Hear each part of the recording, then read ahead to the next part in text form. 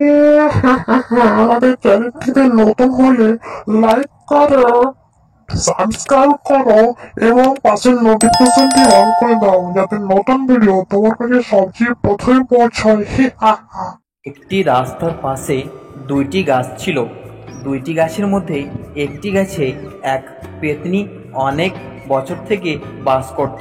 সে সেখানে ঘোরাফেরা করত এবং সে সেখানে বাস করত। অনেকদিন তো হয়ে গেল আমার এই গাছে বাস করা, আর ভালো লাগে না এই গাছে। মাঝে মধ্যে মানুষগুলো এই রাস্তায় আসতো, এখন সেটাও আসে না। কি যে করি কিছুই বুঝতে পারছি না, ভালো লাগে না। পেতনি এই কথাগুলো বলতে বলতেই তার মরার আগে যে স্বামী ছিল ওই স্বামী আবার একটা নতুন বিয়ে করে নতুন বউয়ের সাথে বাড়ি ফিরছে। সেই রাস্তা দিয়ে সেটা নিচের দিকে দেখতে পায় যে সে নতুন বউ নিয়ে বাড়ির পথে ফিরছে। এটা দেখে তো পেতনির পুরো মাথা খারাপ। কিন্তু তখন ছিল সন্ধ্যার টাইম, তখন প্রায় সন্ধ্যার দিকে তারা বাড়ি ফিরছে। আর সে জিনিসটা সে গাছের উপর থেকে দেখে।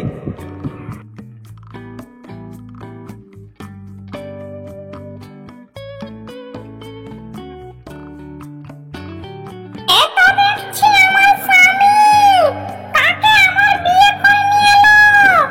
আমাকে ছেড়ে আমি মারা গেছি তার জন্য আবার বিয়ে করলো। থাম, তোকে দেখাচ্ছি মজা আমি, কেমন তোর বিয়ে করা।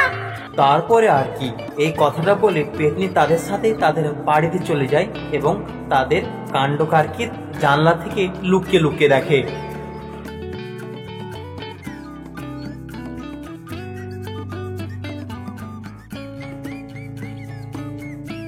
ও মা, তোমাকে আজ থেকে আমার বাড়ির সব দায়িত্ব দিলাম।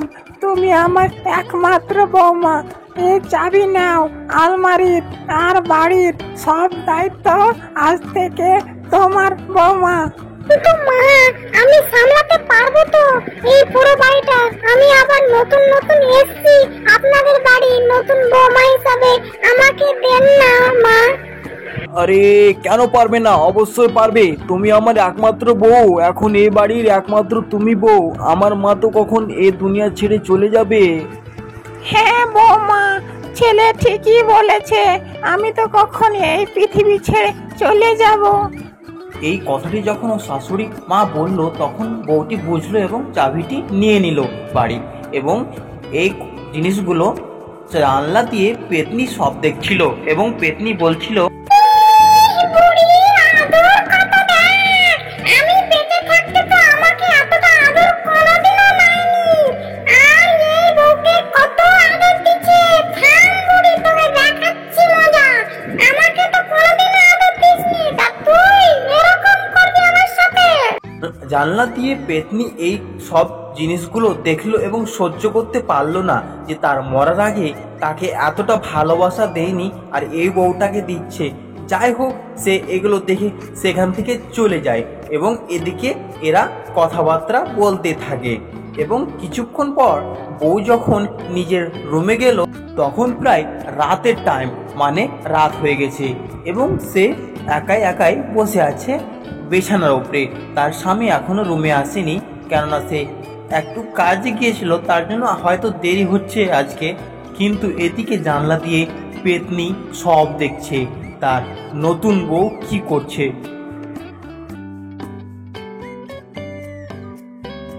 কি হলো, আমার স্বামীটা আবার আসতে দেরি করছে রুমে?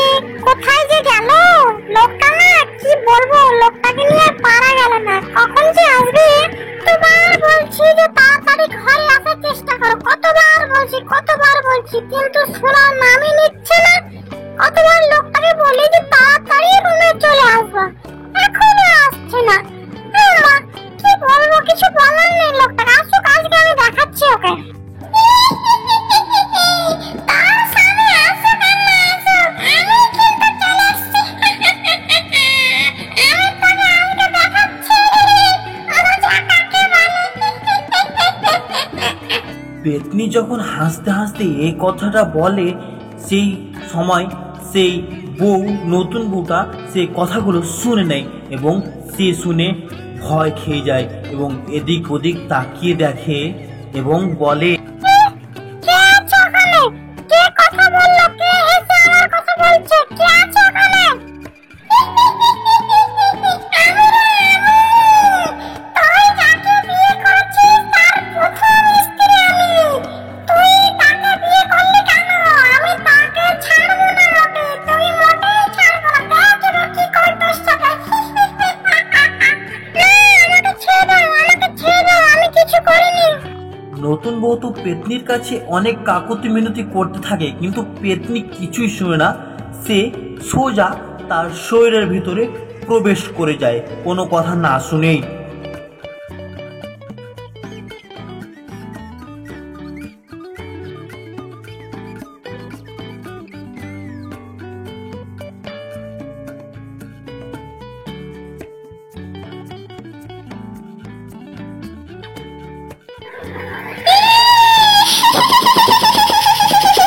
এবার ঠকেছি তোর শরীরে।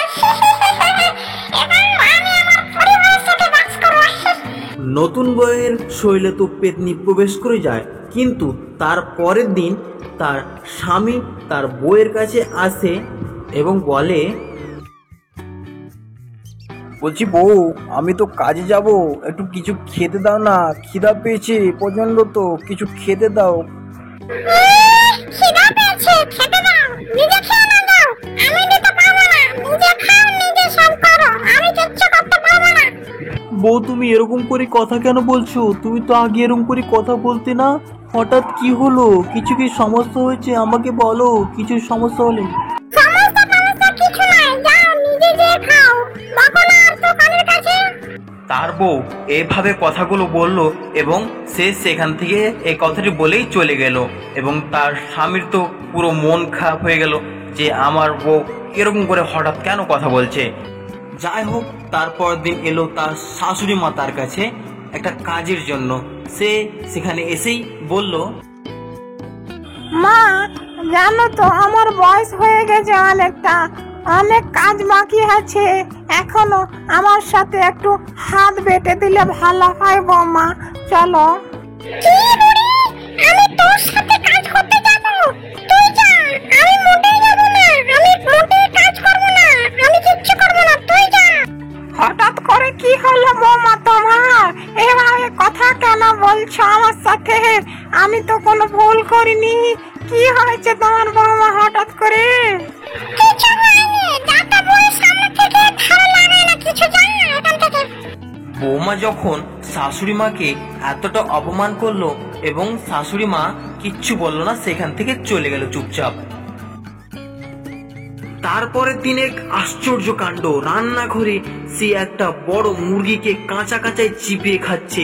মনে হচ্ছে সে রাক্ষসের মতোই সে মুরগিটাকে খাচ্ছে। সে সেটা এমন ভাবে খাচ্ছে মনে হচ্ছে কতদিন থেকে না খেয়ে আছে। এই জিনিসটা তার শাশুড়ি মা রান্নাঘরে এসে দেখে ফেলে যে তার বৌমা পুরো মুরগিটাকে খাচ্ছে।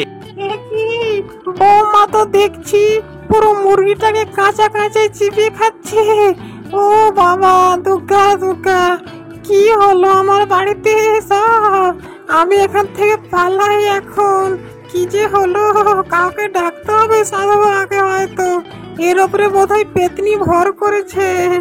এই বলে তার শাশুড়ি মা সেখান থেকে চলে যায় এক সাধু বাবার কাছে।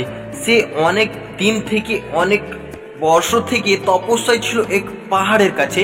সেখানে গেল তার শাশুড়ি মা ডাকতে। বলছি সাধু বাবা, আমার বাড়িতে বিপদ প্রচন্ড হারে বেড়ে গেছে। আমার বৌমার ওপর কিছু একটা ভর করেছে। আমি জানি তোমার বৌমার উপরে কি ভর করেছে। এক পেতনি তোমার আগেকার বৌমা ভর করেছে। আমি আমার দৈব শক্তি দিয়ে দেখতে পাচ্ছি। চলো তোমার বাড়ি, আমি সব ঠিক করে দেব। তারপরে আর কি, সাধু বাবাকে সে পাহাড় থেকে তার শাশুড়ি মা নিয়ে এলো তাদের বাড়িতে। ওটা হলো আমার বৌমা সাধু বাবা, আমার বৌমাকে দয়া করে বাঁচান। ওটাই আমার বৌমা, ওইদিকে ঘুরে আছে। এই বুড়ি, তুই সাধুকে নিয়ে এসেছিস, থাম, তোকে আমি ছাড়বো এই পেতনি, তোর সাহস তো দেখছি কম নয়। তুই আমার সামনে এত বড় বড় কথা বলছিস। তুই এখনই এই শরীরকে ত্যাগ কর, না তো আমি তোকে আমার জাদু বলে ভস্ম করে দেব। ছাড় বলছি।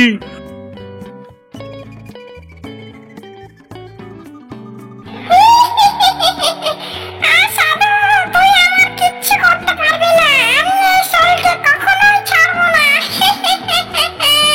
আমার এটা পরিবার, আমি এই পরিবারকে ছেড়ে কোথাও যাবো না। আমি ঘাড় মটকে দিব তোদের সবার, না হলে এখান থেকে পাঠা। একে সাধুকে পাঠা, নাহলে আমি তোদেরকে সবাইকে মেরে ফেলে দেবো। এই সাধু, তুই যা বলছি।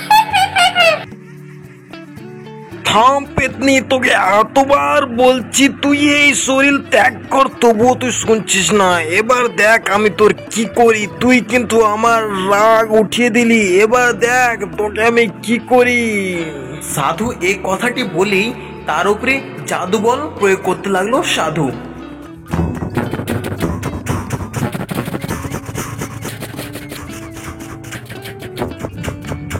তারপরে আর কি, অবশেষে জাদু বল প্রয়োগ করার পর পেতনি তার শরীর থেকে বেরিয়ে যায় এবং সে নিজের জায়গায় চলে যায় এবং অবশেষে তার বৌমা ঠিক হয় আগের মতো। ধন্যবাদ সাধু বাবা, আমার বৌমাকে আগের অবস্থায় ফিরিয়ে নিয়ে আসার জন্য আপনাকে অনেক অনেক ধন্যবাদ জানাই। ঠিক আছে ঠিক আছে, আমার এটা কর্তব্য ছিল। এখন থেকে তোমার বৌমা পুরোপুরি ভাবে সুস্থ হয়ে গেল। আমি এখান থেকে যাই এখন।